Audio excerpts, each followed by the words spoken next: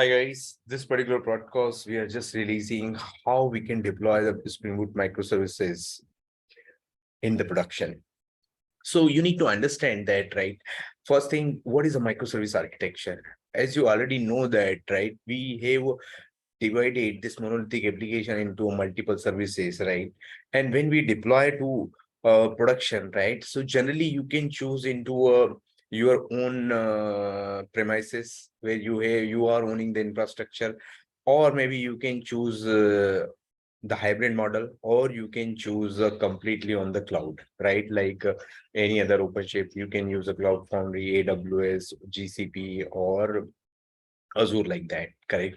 So you need to choose that which environment you wanted to deploy, right? So these deployment strategies then will be defined.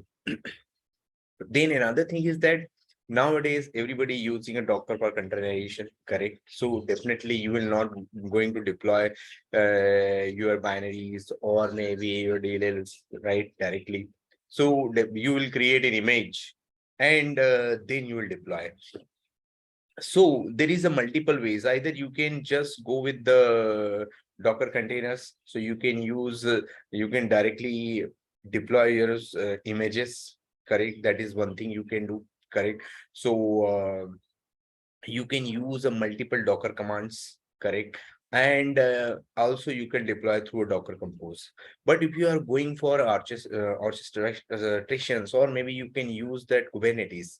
So Kubernetes is a very powerful. Now most of the companies really for much more advanced concepts, they are using the Kubernetes.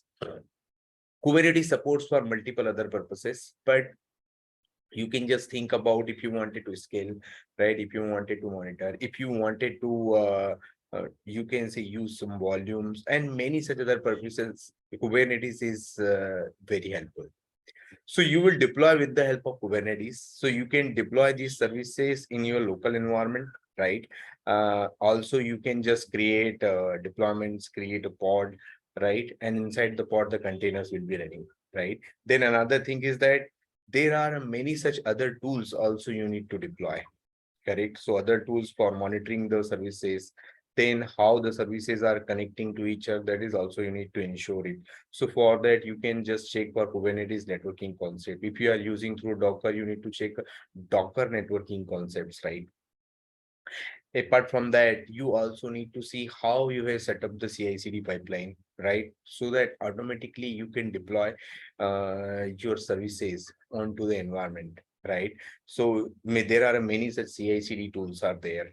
These CI/CD tools like Jenkins, Argo CD, maybe you can Circle CI, Travis CI, right? AWS Code Pipeline, Git Actions, and many more like this. So these are some common CI/CD tools. That is, you need to understand it.